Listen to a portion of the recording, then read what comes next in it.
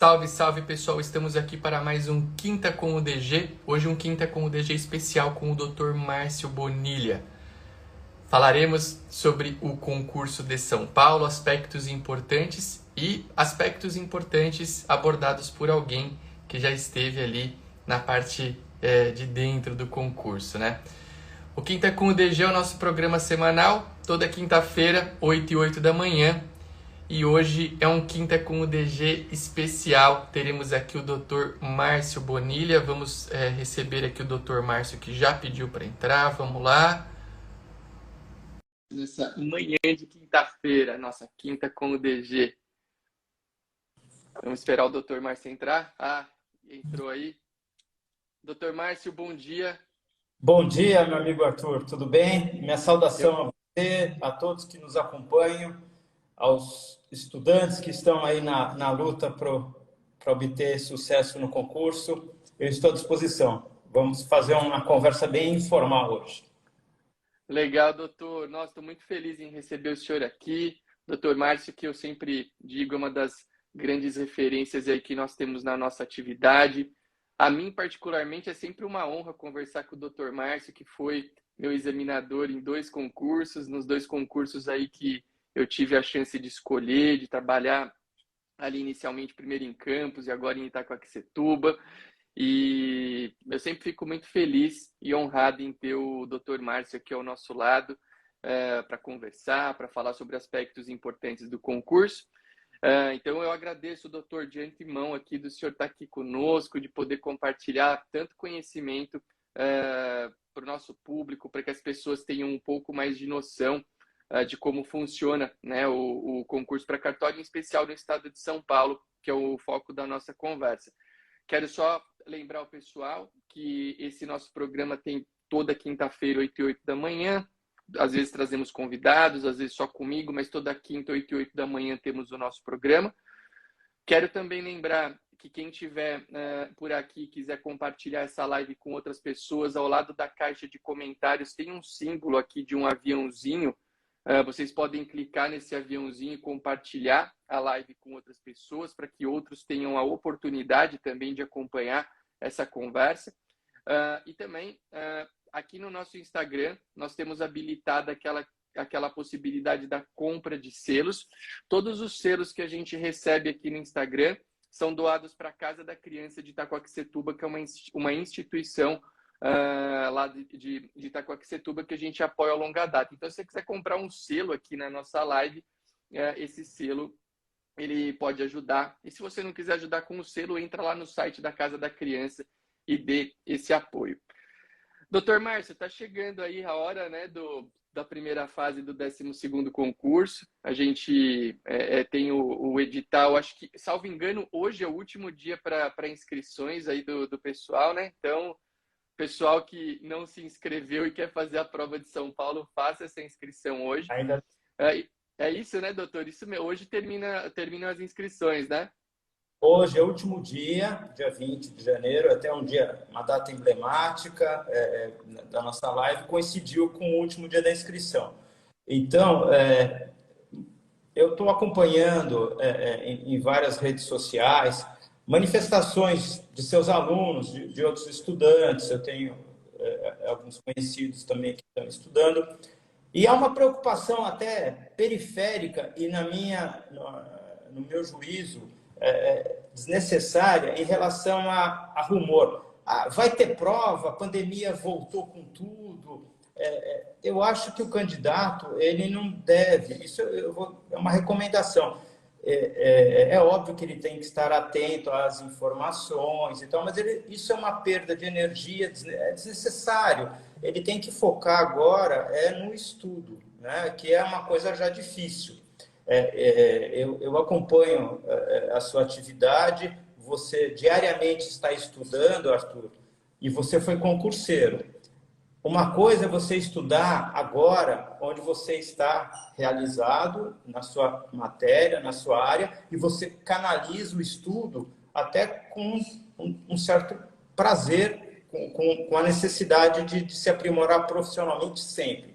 O concurseiro, o aluno que está estudando, enfim, o candidato, vamos dizer assim, essa terminologia mais técnica, ele vai ter que deparar com matérias. Isso eu prestei concurso há muitos anos atrás com magistratura, uma prova bem diferente, mas tinha matéria que eu detestava e eu tive que enfrentar. E é uma coisa espinhosa, não é uma coisa prazerosa. Então, o momento é mesmo de focar em relação aos estudos, porque esse concurso, nós vamos começar a primeira fase, aquela fase eliminatória, a pontuação ela não é levada em consideração, é o que a gente chama de ritual de passagem. É uma prova que precisa ser bem feita, com um nível de acerto muito alto, o nível de exigência é grande, cada vez mais alto, a prova venha bem difícil, o nível de acerto é muito exigente. Você pode passar para passar a primeira fase, é a primeira fase. Então, não tenha dúvida que tem que focar nisso e focar no que vai ser demandado. Nós temos um histórico de 11 concursos, eu já falei sobre isso, eu repito aqui para quem não acompanhou, nós temos uma calibragem de matérias e quase que 60% da prova ela vai versar sobre direito civil, voltado ainda para temas de registros públicos e registros públicos, que é quase metade da prova. Então, isso que a gente pode esperar. Ô, doutor, olha que legal. Eu estava até anotando aqui algumas coisas que o senhor falou como é legal a gente conversar com as pessoas que têm uma experiência e que podem transmitir informações valiosas. Quando a gente pensa em trazer conteúdo aqui no Instagram, principalmente nessas lives que a gente faz toda semana de quinta-feira, 8 e 8 da manhã, eu sempre gosto de trazer pessoas que agreguem aí dentro do contexto que a gente vai falar. E o senhor já trouxe aqui 3 pontos que eu acho assim absurdamente importantes para uma primeira fase. Primeiro ponto que eu quero fazer um comentário breve são esses assuntos periféricos que caminham em torno do concurso e que às vezes tiram a energia do candidato, né? Hoje, qual que é o assunto periférico principal que está tirando a atenção dos candidatos? Veja que quando eu chamo esse assunto de periférico, eu não digo que ele não seja importante, né? Porque a gente está com essa situação agora de um possível aumento aí de casos da pandemia que já nos faz parte, né, da nossa rotina em maior ou menor intensidade há 2 anos. Mas fato é que desde que a pandemia começou, eu sempre tenho dito para as pessoas, não percam o foco, né? Porque uma hora os concursos iam voltar e o momento do concurso, ele não espera você se preparar. O momento que o concurso acontece é um momento que você tem que acompanhar e estar preparado, né? Então, agora a gente tem aí um cenário de uma maior flexibilização, vamos assim dizer, porém, voltou a ter esse assunto. Será que vai ter prova? Eu já ouvi isso de algumas pessoas. Será que nós vamos ter prova para São Paulo? E eu acho, de fato, que esse não é um assunto que tenha que entrar na cabeça do candidato. O candidato tem que se preparar como se a prova fosse acontecer ali no dia 20 de março e a turma que vai fazer a remoção também, que vai acontecer no dia 13, né? Por quê? Porque toda vez que você fica com esses assuntos que não envolvem o teu estudo na tua cabeça, você perde concentração e energia. E aí você não rende aquilo que tem que render para ter um estudo de qualidade. Eu lembro, doutor, e veja, eu quero exemplificar para a turma que está aqui nos acompanhando e que vai ouvir depois. Eu queria até pedir para o pessoal que está nos acompanhando se todos me escutam e ouvem bem, e também se escutam e ouvem bem o Dr. Márcio. Em alguns momentos eu tenho visto a tela do Dr. Márcio dar uma travadinha, mas às vezes pode ser uma questão da nossa interface aqui, minha e do doutor. Então, se o pessoal puder dar um retorno aqui nos comentários, se todos escutam e me enxergam bem, e também ao Dr. Márcio, eu agradeço até para a gente saber se está tudo bem, tanto com o meu sinal como com o sinal do Dr. Márcio. Então, acho que já temos 2 retornos aqui no sentido de que está tudo bem. Tudo certo. Porque para mim, às vezes, tem travado a imagem do doutor. Olha aqui, o pessoal, deixar um abraço até para quem está se manifestando. O querido professor Joamar, que está sempre aqui conosco. O Breno Dores, tabelião lá em General Salgado. Grande Breno, grande colega e amigo. O doutor Germano esteve aqui, deixou um abraço para o maratonista doutor Márcio agora há pouco. O doutor Germano hoje registrador de imóveis lá em Cianorte. Ó, o pessoal está escutando. Mas, Arthur, uma coisa importante, último domingo, é claro que até acontecer a prova, tem muita coisa para acontecer, muita coisa vai rolar. Mas no último domingo, no estado de São Paulo, nós tivemos o vestibular da FUVEST. E foi feito sem problema nenhum, sem nenhuma intercorrência. Então, aqui eu recomendo que quem está estudando não perca, reitero, não perca tempo com essa que a gente denominou aqui de uma questão periférica, né? E um ingrediente que eu entendo muito importante, Arthur, em relação ao nosso tema aqui, que é o objeto da nossa conversa, é que o candidato, às vezes, ele se perde com esses comentários e mais que tudo, nós temos que ter em mente que existe um edital. Eu quero falar do edital porque tem a relação das matérias que estão elencadas no edital. E no dia 27 de dezembro último, veio a tal famosa medida provisória que ela vai revolucionar muita coisa na área de registros públicos, introduzindo o sistema eletrônico, quebrando uns paradigmas de territorialidade em relação ao registro de imóveis, prazos, uma série de coisas, mas eu quero aqui deixar a minha dica, é que essa medida provisória, ela não está contemplada nas matérias do edital. E a banca, a comissão do concurso, o atual presidente foi meu suplente, o Walter Baroni, eu conheço ele é muito cauteloso, ele é muito técnico.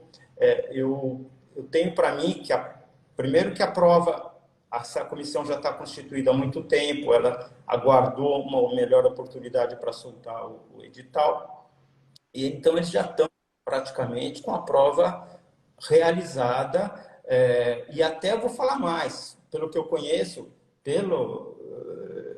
não é violação de informação, é uma tendência. Até a segunda fase já está mais ou menos esboçado em relação ao que vai ser objeto de peça prática, de dissertação de cada grupo. Serão 3 provas. Então, essas questões da primeira fase, que são de caráter objetivos, que diz respeito a provimentos, legislação e as normas, né? Nós temos esse tripé, que é a letra seca da lei, de provimento, isso já deve estar feito, né? Já está engatilhado.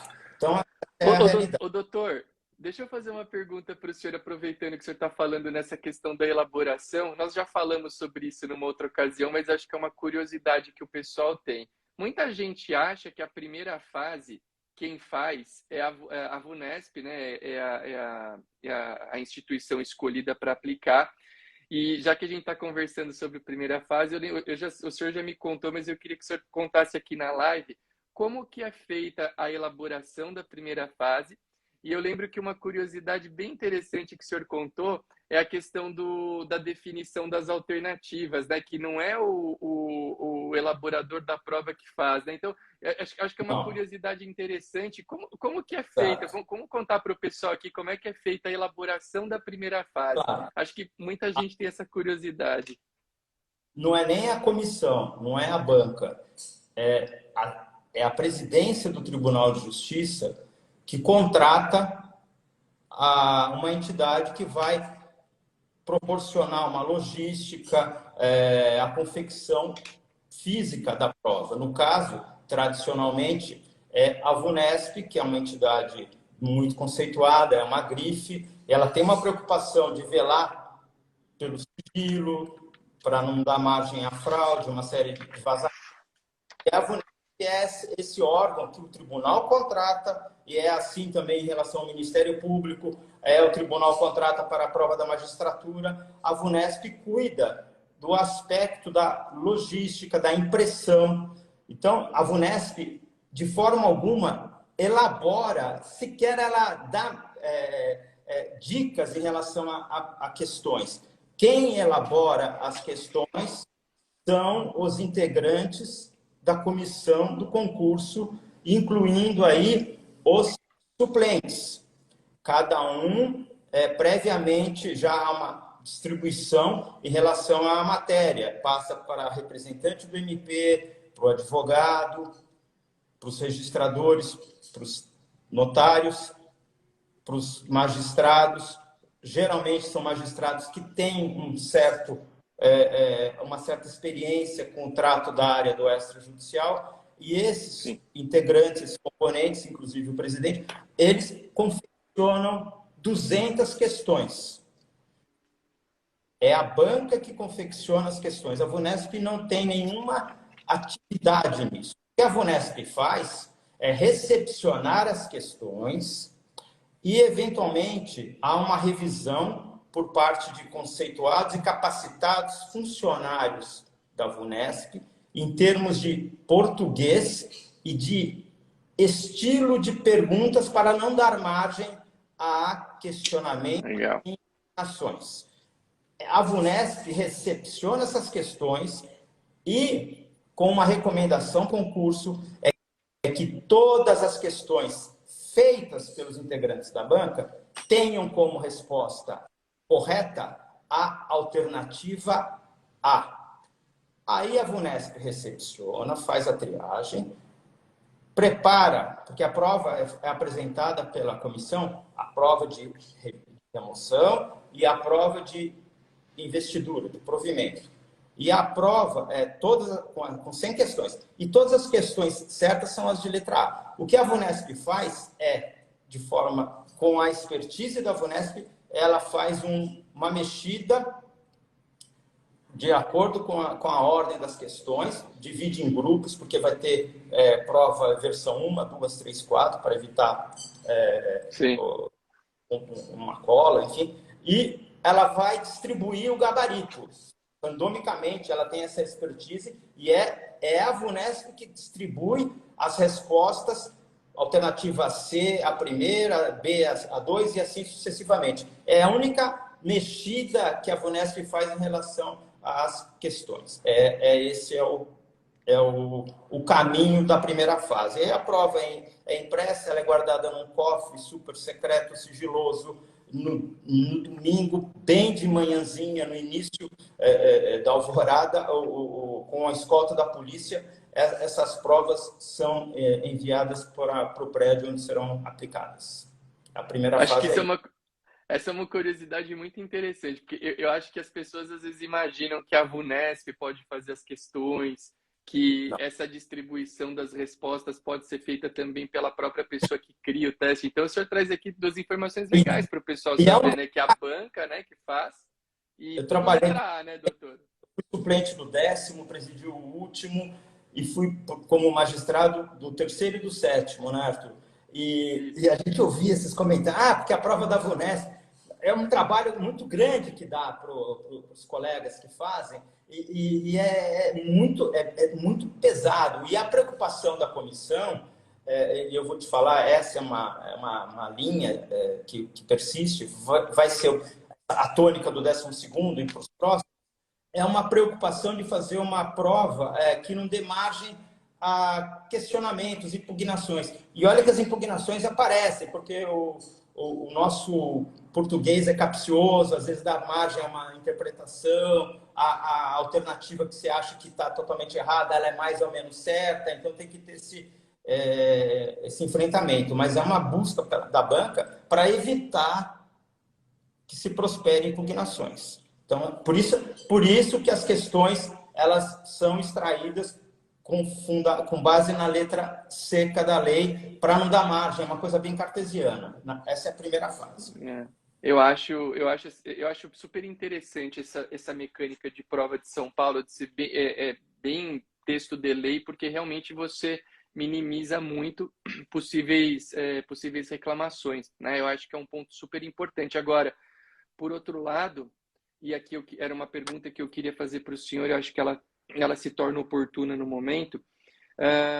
Quando a gente pensa em prova que tem letra de lei, como é o caso, né? A VUNESP, historicamente, se você for olhar os 11 concursos anteriores de São Paulo, todos eles contêm muita letra de lei. E com isso a tendência é que a gente tenha algumas notas de corte mais elevadas, porque você tem gente aí que está estudando há tanto tempo que o cara já tem muita coisa ali na cabeça, né? Eu tenho dito, doutor, o pessoal pergunta muito, né? Quanto vai ser a nota de corte? Quanto que você acha? Claro que a gente vai chutar, né? Eu não tenho como saber qual que é a nota de corte. Eu sei que no grupo do Registro Civil, provavelmente a gente tem um corte mais baixo por conta do número na proporção, do número de cartórios e até da proporção de candidatos que são chamados, mas eu estimo que no grupo de notas e protestos e no grupo de registros de imóveis a gente tem a nota de corte acima de 80 ou próximo a 80, mas eu aposto acima de, e eu acho que no grupo do registro civil a gente deve caminhar ali em torno de 75, 74, alguma coisa nessa linha. Por que eu estou falando isso? Aqui eu não quero fazer um chutômetro de nota de corte, mas o senhor falou um ponto no início da sua fala que eu acho também que as pessoas têm que levar bastante a sério. Eu noto, e talvez o senhor também possa ter essa percepção, que inúmeros candidatos, eles tratam a primeira fase com, eu não vou dizer que com desdém, mas eles não dão a devida importância para a primeira fase. O cara, eu já vejo gente que está pensando na fase escrita, no oral. Não que uma pessoa que tem um estudo sólido não possa, de repente, mesclar os estudos, mas eu acho que nesse momento, há 2 meses da primeira fase, que é o que a gente... É engraçado, né? O dia de hoje, ele é emblemático, porque é o último dia das inscrições e nós estamos a cravados exatos 2 meses da primeira fase, né? Pelo menos para a turma que for fazer o provimento. Eu acho que o candidato, eu queria ouvir um pouco da experiência do senhor nesse sentido também, nesse momento, ele tem que estar extremamente focado na primeira fase, porque não adianta você ficar treinando para a parte escrita, para o exame oral, se você não passar pela primeira fase. E eu digo o seguinte, numa primeira fase em que você pode ter notas de corte acima de 80, cara, você tem que estar muito bem preparado, porque não é fácil fazer essa pontuação, né? E eu queria ouvir um pouquinho do senhor a respeito desse ponto da importância da primeira fase para o candidato conseguir evoluir nessa trilha do concurso, principalmente aqui em São Paulo, onde as notas de corte são tão altas. Assim, se for fazer uma estatística, do 10º para o 11º, a nota de corte diminuiu. Foi, acho que, o único, mas diminuiu 2, 3 pontos, algo desprezível, né? Então, é uma evolução constante. E eu quero até fazer uma ressalva, um aspecto histórico e mostrar como a mentalidade, como o concurso melhorou a qualidade tanto da prestação do serviço como dos próprios candidatos. É que nos primeiros concursos a nota de corte da remoção era ridícula. Era mais fácil entrar na remoção do que em pedagogia, sem querer desmerecer na USP, que tem a nota de corte mais baixa da FUVEST. Eu quero dizer isso. Então, o nível foi melhorando cada vez mais à medida que os concursos foram sendo realizados, o nível de exigência começou o sarrafo ficou cada vez mais alto. É certo que o candidato, por mais preparado que ele seja, por mais capacitado, já há muito tempo na estrada do estudo, ele tem que entender que não dar uma ticada no domingo lá e achar que vai gabaritar a prova. É uma prova. E pode esperar muita coisa, porque muita coisa nova surgiu. Nós temos aí a LGPD, que tem uma legislação muito... É a primeira vez que o tribunal vai aplicar uma prova à luz da LGPD e ela está no edital de concurso, né? Eu acho que o candidato ele precisa respeitar esse momento. Não é um mero ritual de passagem. Só que eu acho até num aspecto psicológico, fazendo uma defesa de quem já está achando já está pensando na peça prática, já está pensando na dissertação, é que nós temos aí um período muito curto do momento Verdade. para a segunda fase, porque a correção da primeira é muito rápida, é uma correção, ela é automatizada. Então, é uma coisa instantânea. A VUNESP, em questões de dias, ela já tem o resultado da prova. Tem aí um período que tem que ser respeitado, que é o momento das impugnações, e são muitas impugnações. Nos últimos concursos, quase que 75% Nossa. das questões foram impugnadas, né? O Aí povo faz gosta de reclamar, né, doutor? Quanta coisa, né? é, cada pai da questão é o relator, e ele vai analisar e vai enfrentar e vai submeter à comissão que, de forma colegiada, aprecia a impugnação. Tá? E, eventualmente, acolher, porque há às vezes, elementos que induzem a essa consequência, que é tornar nula a questão. Então, é muito rápido a primeira fase para a segunda, então, por isso que dá aquele atropelo. Nós estamos a 2 meses da primeira fase, e a segunda fase tende a ser bem rápida para definir a data, para convocar. O que demora depois é para a terceira, que é o exame oral. Aí é um intervalo muito grande, porque a correção demanda muito tempo da banca de concurso. Então, eu acho que o candidato precisa, fundamentalmente, estar com os olhos agora postos na primeira fase, porque não será uma prova fácil e ela é bem exigente. O doutor, inclusive, o senhor trouxe uma questão que eu sempre digo também, a remoção aqui em São Paulo, considerando o fato da gente já estar no 12º concurso, ela é uma prova bastante análoga no quesito concorrência ao provimento. Inclusive, você tem uma concorrência que é bem selecionada, né, de pessoas que estão ali na área e tal. E eu lembro no terceiro concurso, se eu não me engano, que foi o primeiro concurso que eu fiz, o pessoal que fez a remoção, acho que só quem fizesse metade da prova estava aprovado. Isso. A A pessoa que primeira, fizesse. Foi isso, né, doutor? sim, foi isso. E a primeira, se não me engano, o segundo corte foi algo em torno de 35, 40 questões na fase. É uma nota muito baixa. É uma Isso nota no baixa. momento lá atrás, né? Lá nos primórdios do concurso. Isso. E agora tá igual. E detalhe, é um filtro maior porque é 1/3 apenas, né, das serventias que estão para Isso. remoção. Reduz muito e a procura é maior. É tomar cuidado, porque a remoção hoje é muito difícil. E aqui Muito. a gente tem um ponto aqui, ó, dessa nossa seguidora, a Lulu.alvim. A primeira fase é a mais difícil para quem já atua na área há algum tempo, porque algumas matérias se distanciam do nosso dia a dia. E eu Perfeito, digo, verdade, verdade. Eu perfeito. lembro que ali na época do último concurso que eu prestei, que foi o 7º, a grande dificuldade que a gente comenta, você tá na área notarial e registral, te ajuda muito, porque, como o Dr. Márcio bem pontuou, 60% da prova, talvez até mais, dependendo do concurso, ele é muito centrado no direito civil e no notarial e registral, que é o que a gente trabalha. Só que outras matérias eram cobradas. Então, por exemplo, se é cobrado no direito tributário, no processo civil, um pouquinho de direito penal e processo penal, mas tem. Então, realmente a primeira fase para a turma que trabalha em cartório talvez seja o momento de maior dificuldade, porque você tem contato com muitas matérias, né? Porque a prova escrita e o exame oral, e isso a gente vai falar num outro momento, elas tendem a concentrar o maior volume de perguntas justamente no direito notarial e registral e no direito civil. Então é interessante esse ponto.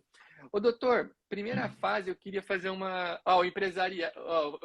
O Alexandre Gialuca, que está aqui com a gente, falando do empresarial, né? Empresarial também é uma matéria que vira e mexe, a gente tem contato. Se bem que o empresarial tem alguns pontos importantes que a gente tem contato no dia a dia, né? Por exemplo, o No título de protesto. crédito, o protesto, o título de crédito, as pessoas jurídicas mesmo no dia a dia do tabelião de notas e no registro civil de pessoas jurídicas, e, enfim, basicamente em todas as especialidades.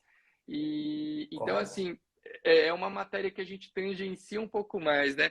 O empresarial, que alguns não gostam, eu acho uma matéria bacana, viu? Eu acho interessante estudar o direito Eu, empresarial. Arthur,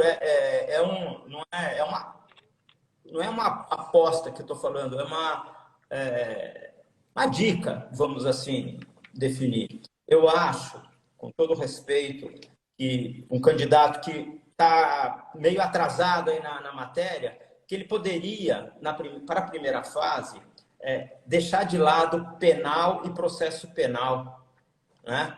Porque a quantidade de perguntas, ela não justifica que se dedique muito tempo para esse estudo e, eventualmente, setorizar em relação a penal, fé pública, aquela coisa com relação. Não vamos pegar processo do júri, porque É.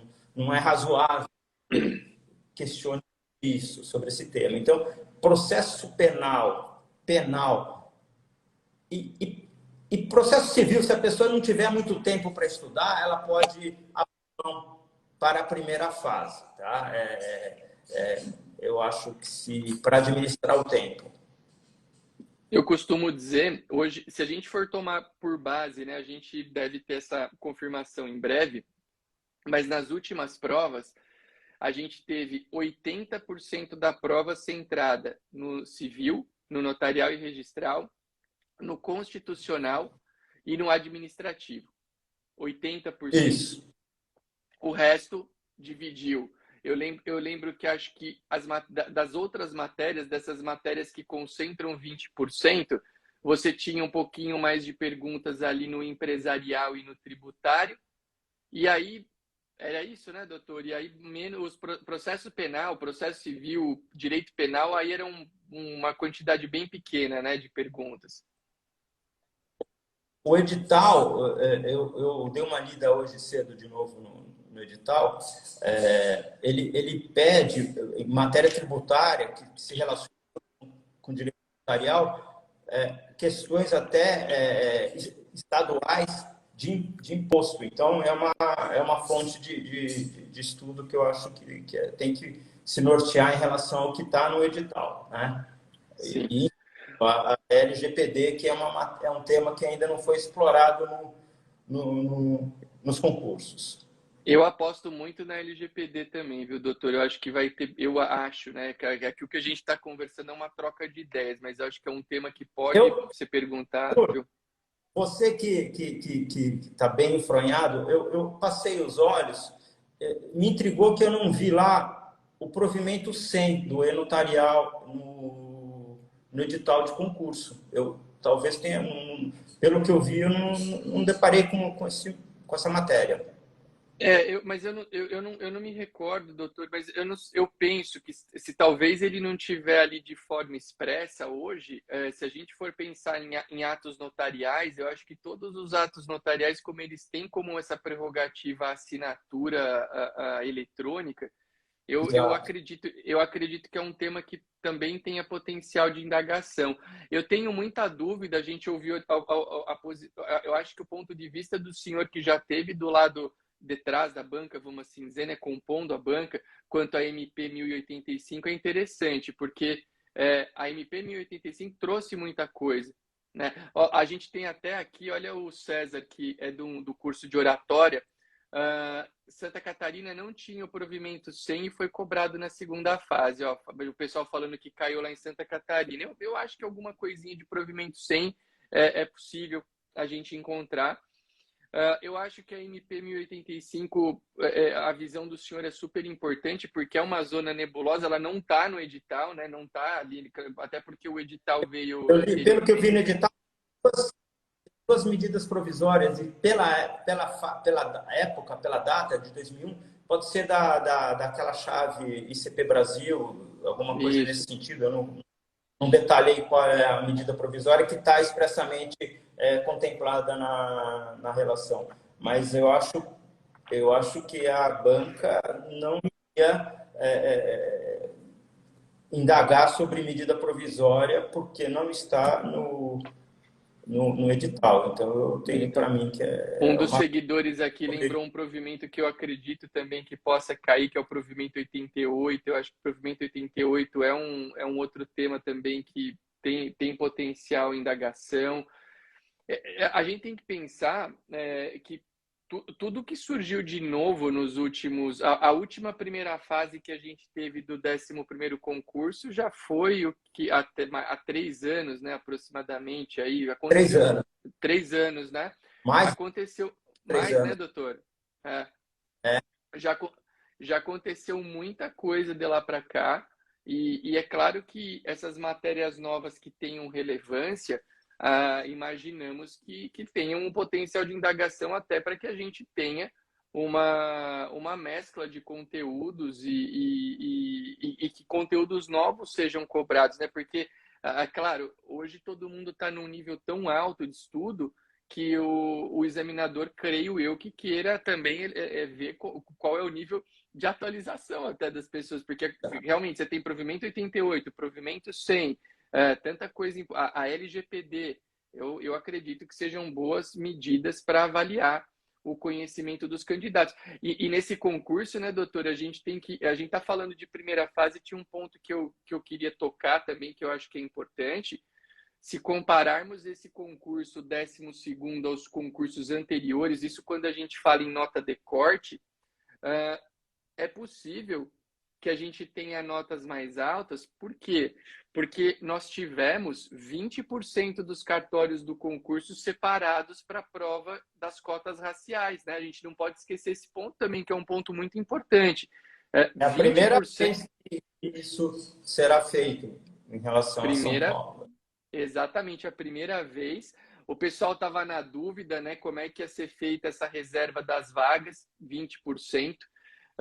E a opção que o tribunal fez foi de separar, né? Houve um sorteio e tiveram cartórios que foram separados da lista do provimento e inseridos nesse contexto das cotas para negros, que foi uma previsão que hoje vai rolar em todos os cartórios, em todos os concursos para cartórios, mas aqui em São Paulo é o primeiro. Então, a tendência é que a gente possa ver um aumento aí nas notas de corte, porque você tem... É muita coisa, né, doutor? 1/5 dos cartórios a menos. É um número de vagas muito considerável. Isso vai repercutir numa inevitável majoração da nota de corte.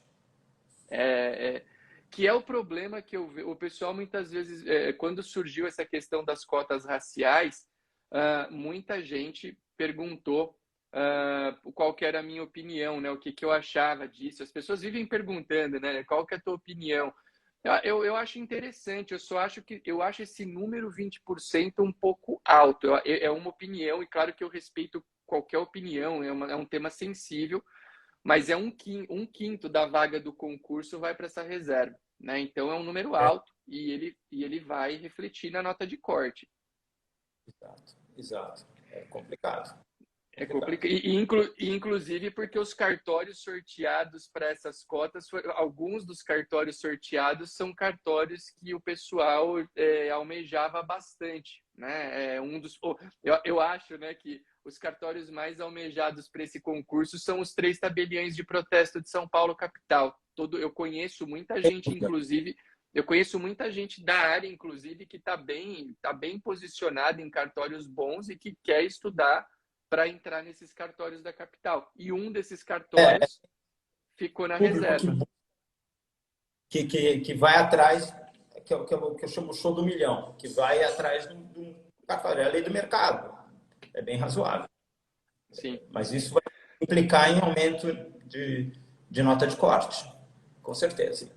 Agora, eu também queria desvendar aqui, né, com relação às impugnações. As impugnações são recepcionadas, elas são autuadas, faz um verdadeiro procedimento e submetida a uma reunião, como se fosse uma sessão de julgamento que é feita numa sala que o tribunal disponibiliza para o setor de concursos, né? Que esse setor de concursos ele é vinculado à Corregedoria Geral da Justiça, e esse setor de concursos dá apoio de logística, de material. Então, é feita um processo, cada questão é apreciada, há uma definição, um enfrentamento, para ver se acolhe a impugnação e anula a questão impugnada, ou se rejeita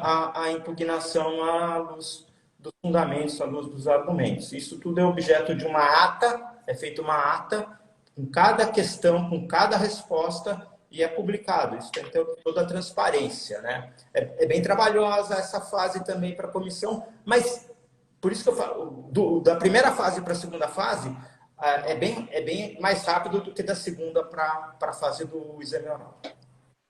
Eu acho, né, doutor, tomando como base, né, a experiência dos concursos anteriores, se não tivermos nenhuma algo que gere uma demora fora de uma normalidade, normalmente nós temos um prazo de aproximadamente 3 meses entre a primeira fase e a segunda, né? Isso quer dizer que provavelmente a gente teria uma segunda fase acontecendo no mês de junho. Seria, acho que essa é uma ideia de cronograma, né? Eu concordo com essa projeção.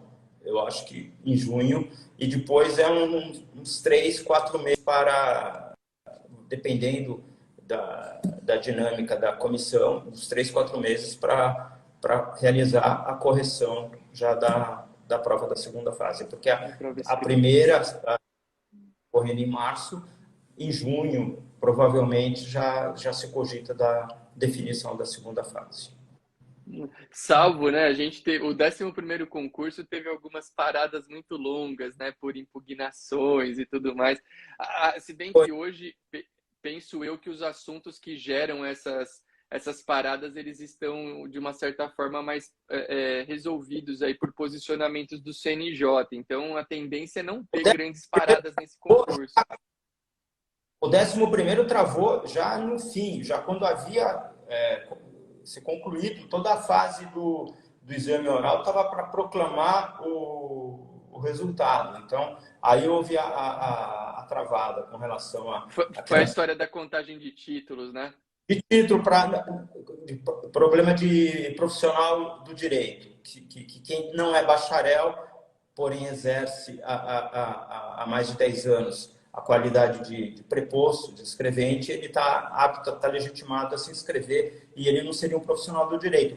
Aí, com muita demora, descobriu-se que não havia nenhum candidato nessas condições. Então, era uma impugnação sem nenhum interesse objetivo. Aliás, essa questão do não bacharel em direito fazer o concurso, realmente ainda está lá na 8935 a previsão. Eu acho que não deveria estar. Eu penso que essa regra é uma regra foi uma regra que teve sentido ali em 94, quando você tinha um período de transição entre a entrada em vigor da 8935, só que a 8935 está para completar 30 anos, né? E então a questão do não bacharel em direito, ele pode prestar o concurso ainda, né?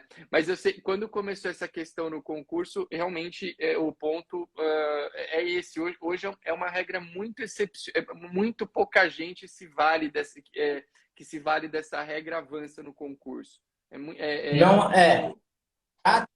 Na prática, percebe-se que ela não vinga porque não consegue recrutar pessoas que vêm dessa origem, né? Candidatos que não são bacharéis, eles não acabam que não vingam. Eu acompanhei a 8935/94 porque eu estava na Corregedoria Geral da Justiça, na gestão do corregedor Alves Braga, e a informação que veio é que era uma acomodação para a classe, para deixar, para não gerar problema, então para acomodar uma situação, E acabou que devia ser uma disposição transitória e ela ainda hoje está em vigor, enfim. Porque aquela época, né, doutor, eu imagino, eu não sabia dessa informação que o senhor participou aí, olha que legal, né, Estava fazendo... do Alves Braga, na corregedoria. Foi um Olha, desafio. Porque o maior desafio, né, com relação a essa lei na Corregedoria Geral foi definir como seria o regramento no aspecto disciplinar. Porque antigamente, antes do advento da Lei 8935/94, processava-se escrevente e até a gente pegava o lambari, não pegava tubarão, tá? Na ótica da corregedoria, no aspecto político da coisa. Então, eu vou... Chegava um processo contra o escrevente lavrou uma escritura ao arrepio das normas, da lei, e o titular, não era nem chamado de titular da delegação, o dono do cartório não figurava no aspecto disciplinar, ele nem era processado.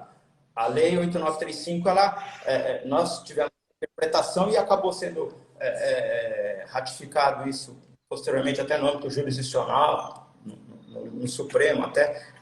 É o titular da delegação que é o responsável no aspecto disciplinar que responde até de caráter objetivo, em alguns casos, em relação a essas irregularidades, ele que é o sujeito a um processo disciplinar próprio e não os seus prepostos, né? Então, nós enfrentamos, foi bem tormentoso a época, eu imagino. isso, corregedoria.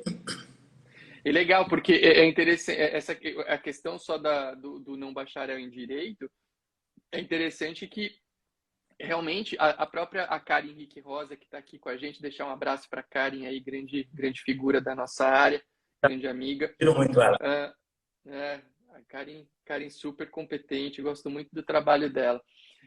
Mas aquela época fazia sentido. Agora, hoje, a pessoa que eu acho que ser tabelião, ser oficial de registro, demanda uma formação no mundo do direito. A nossa formação é essa, o que eu li. Aliás, eu até acho que eu costumo brincar que deveria ter duas formações: direito e em administração de empresas, porque você tem que gerenciar um cartório que, em muitos casos, é a gestão de uma empresa. Você tem conta para pagar, você tem gestão de equipe, gestão de funcionário, aluguel, é um monte de coisa. E é importante que hoje o cara que quer fazer direito, o estudo do direito se proliferou por todo o Brasil. Tem faculdade em muitas cidades. Tem faculdade até online agora de direito, né? Eu acho que estamos dando início aí ao estudo do direito online. Então, cara, quer ser tabelião e quer ser oficial de registros, tem que fazer direito, né? Mas e não só ser bacharel, eu não estou querendo desmerecer quem tem uma vida na serventia como preposto, como escrevente há 20 anos, 30 anos. O que eu estou querendo dizer é que isso na prática, é inarredável. Você ia buscar lá os títulos para verificar a pontuação no momento oportuno, lá depois junto com o exame oral. O que acontece? Você vê hoje uma quantidade absurda de pessoas muito preparadas, capacitadas e com diversos títulos de pós-graduação, e isso faz parte do mercado de buscar os seus títulos com pontuação, assim em relação a quem vai fazer trabalho eleitoral e tudo mais para somar títulos. Então, é um concurso que exige conhecimento jurídico e não é um conhecimento jurídico raso, é um conhecimento jurídico denso, bem com uma formação muito boa. Então, você tem que ter essa preparação, eventualmente uma pós-graduação, e essa é a realidade do público que é aprovado. E o senhor tocou num ponto que eu quero deixar também bem claro, super importante, deixar um abraço aqui para a Cláudia Domingues, ela mandou aqui uma mensaginha de como deveria ser difícil sem ter o direito como base. Claudinha, um abraço para você, minha amiga, obrigado por estar aqui com a gente. E, doutor, o senhor tocou num ponto super legal. Quando a gente fala nessa questão do direito, ninguém aqui tá... Porque existem... Às vezes, quando eu falo essa história, eu recebo mensagens no direct falando assim, pô, mas eu trabalho em cartório há 30 anos e eu sei muito bem a profissão, não é, ninguém aqui desmerece o trabalho de ninguém que não seja formado em direito, não estamos dizendo que se você não tem a formação no direito você não possa ser um bom profissional dentro de um cartório, não estamos afirmando isso. Só estamos afirmando o quê? Que hoje, se você for pensar qualquer concurso público, existem requisitos para esse concurso, né? E no caso do concurso para cartórios, no concurso para ser tabelião, para ser oficial de registro, existe essa regra excepcional que, a nosso ver, não deveria ter mais razão de ser, né? Porque você tem, hoje, ser tabelião ou oficial de registro é o sonho de muitos bacharéis em direito, sonho de muitos profissionais do direito, até concursado, né, de outras profissões que querem migrar. Então, poxa, tem que ter uma base mínima, né, doutor? E aí é isso que a gente diz. A razão dessa norma legal em relação a quem não é bacharel em direito, mas tem mais de 10 anos de serventia, essa razão foi, na época do primeiro concurso, para acomodar e proporcionar àqueles que estavam já na serventia e queriam ser titulares de uma delegação, que prestassem concurso também. Por isso que eu falo que tinha que ser uma medida de disposição transitória para valer pelos próximos 5 anos após o advento da 8935 de 94, e não no atual cenário. Isso, infelizmente, está num descompasso. E, na prática, verifica-se que quem se inscreve nesses termos forçosamente não logra êxito, né? Talvez não passe nem para a segunda fase. Essa é a possível. É possível. Doutor, estamos aqui, passou bem rápido esse nosso encontro, né? Conversar com o senhor é sempre um prazer, flui. E eu queria, considerando que a gente está chegando nos últimos minutinhos aqui do nosso encontro, que o senhor deixasse uma dica final aí para esse nosso encontro, para os alunos, para os nossos seguidores aqui que assistem e que irão prestar o concurso de São Paulo. Deixar uma dica final aí que o senhor entenda como relevante. Focar nas matérias que têm um maior volume de questões que são uma coisa mais ou menos previsível. Registros públicos, direito civil, tributário, constitucional, administrativo. Sobretudo, registros públicos, reler muito os provimentos que estão contemplados no edital, as normas de serviço da Corregedoria Geral da Justiça, que foram recentemente modificadas. Então, tem que ler, reler. E para a primeira fase é esse decoreba. É uma coisa que não é de desenvolvimento jurídico, que não demanda muito questionamento, jurisprudência, súmula, mas é o enfoque. E Código Civil, lei de registros públicos, é muita matéria, né? Mas o fato é que, para a primeira fase,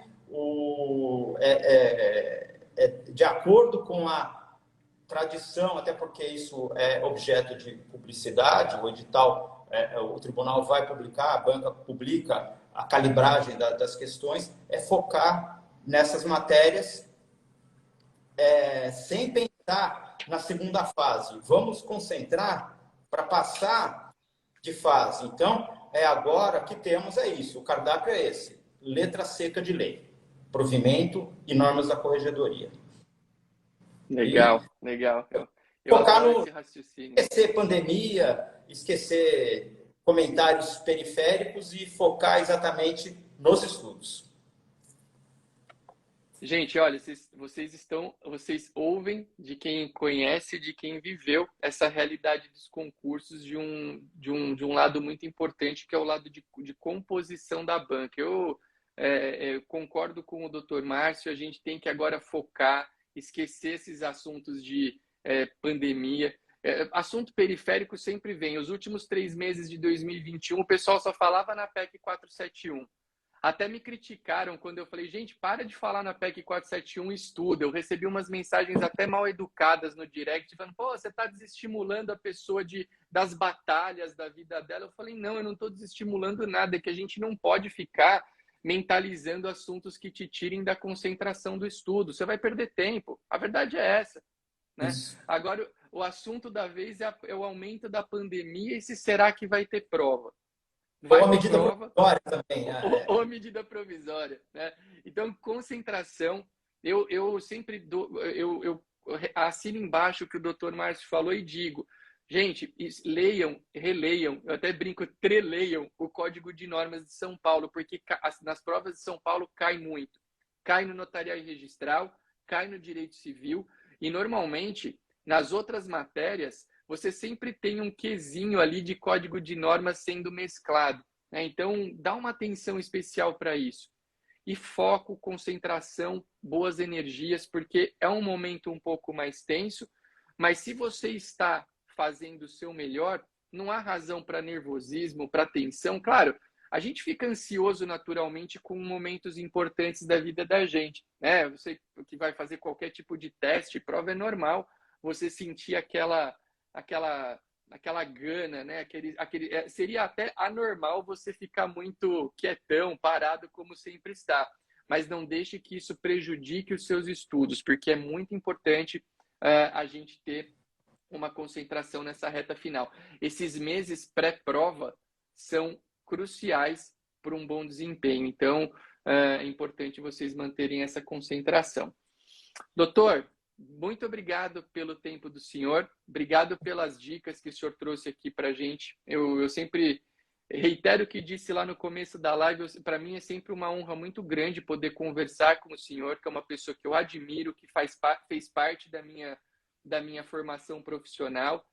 O doutor Márcio, gente, eu já disse isso para ele em outras ocasiões, mas eu gosto sempre de frisar, ele como membro de banca, ele sempre foi um membro de banca que ajudou no bom sentido o candidato, porque existem examinadores que às vezes amedrontam, né, o candidato, não querem extrair o melhor. E o doutor Márcio sempre teve uma postura muito respeitosa, muito cordial. Em alguns concursos, o doutor Márcio tinha fama de bravo entre os candidatos, mas eu acho que o pessoal confunde a seriedade, talvez, com ser bravo, mas o doutor Márcio sempre conduziu com muita educação, com muita gentileza, e eu acho que o bom examinador trilha esse caminho, né, doutor, que é extrair o melhor dos candidatos que passam por ele. Então, deixar esse elogio registrado para o doutor Márcio, que é um baita de um profissional, esse desembargador, advogado, um grande conhecedor, mas que, mais do que tudo, para esse universo aqui que a gente conversa hoje, que é o universo do concurso, sempre foi uma figura muito gentil e muito zelosa com os candidatos que passaram, vamos dizer assim, por suas mãos. Então, deixar verbalizar essa homenagem para o doutor Márcio e agradecer a todos que passaram por aqui e que tenhamos outras oportunidades de estudo e de conversa. Obrigado, doutor. Obrigado, boa jornada de trabalho a todos, bons estudos. E a VUNESP não faz a prova. Essa é boa, essa foi muito boa. O pessoal vai lembrar disso. A VUNESP não faz a prova. É a banca. Isso eu quis trazer porque todo mundo tem essa ideia na cabeça. Doutor, obrigado, gente. Valeu. Um ótimo dia a todos. Obrigado. Até uma próxima oportunidade. Valeu. Tchau.